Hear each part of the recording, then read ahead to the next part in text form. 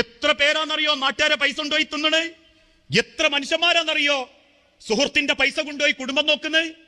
ഇന്ന് പൊതുവെയുള്ള ഒരു ധാരണ എന്താണെന്നറിയാവോ? അവധി 3 മാസം പറഞ്ഞു, 6 മാസമായി, 10 മാസമായി, ഒരു കൊല്ലം കഴിഞ്ഞിട്ട് ഓനോട് റോഡ് സൈൻ വെച്ചല്ലേ നമുക്കൊരു കണക്കില്ലായിനോ? ഉടനെ തിരിഞ്ഞു നിട്ടുകൊണ്ട് അറിയും, ഞാനേട്ടും പോകുന്നില്ല ചങ്ങായി, ഉള്ളപ്പം അങ്ങോട്ട് തരും, കൊടുത്ത് കുറ്റാപ്പോ. എന്നിട്ട് അവനാന്റെ കുടുംബം നോക്കാൻ ആരാന്റെ വേർപ്പ് തുള്ളി കൊണ്ട് നോക്കുന്നവരുണ്ട്.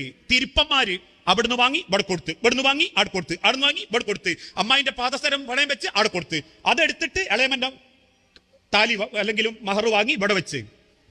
അള്ള ചോദിച്ചൊരു ചോദ്യമുണ്ട്, ഉലമാക്കൾ പറഞ്ഞൊരു വാക്കുണ്ട്, ആരാന്റെ മോൺ പല്ലിനേക്കാൾ നല്ലത് അവനാന്റെ മോണയാണ്. പട്ടിണി കിടക്കേണ്ടി വന്നാലും ബാധ്യതകൾ വെച്ച് മരിച്ചു പോരുത്. ഇത് സാമ്പത്തിക രംഗത്ത് കടമേഖലയിൽ മാത്രമല്ല, കൂട്ടുകക്ഷി ബിസിനസിന്റെ രംഗത്തുണ്ട്. നേരെ ഓനൊരു ബിസിനസ് അങ്ങോട്ട് തുടങ്ങും, നാടൊട്ടുക്കും ഓനങ്ങോട്ട് പരസ്യം കൊടുക്കും. വേണ്ടപ്പെട്ട പൈസക്കാരായ കുടുംബക്കാരെ എളാപ്പാരോടൊക്കെ പറയും, ഞാനേ ഒരു ബിസിനസ് തുടങ്ങുന്നുണ്ട്, നിങ്ങൾ ഇൻവെസ്റ്റ് ചെയ്താൽ മതി,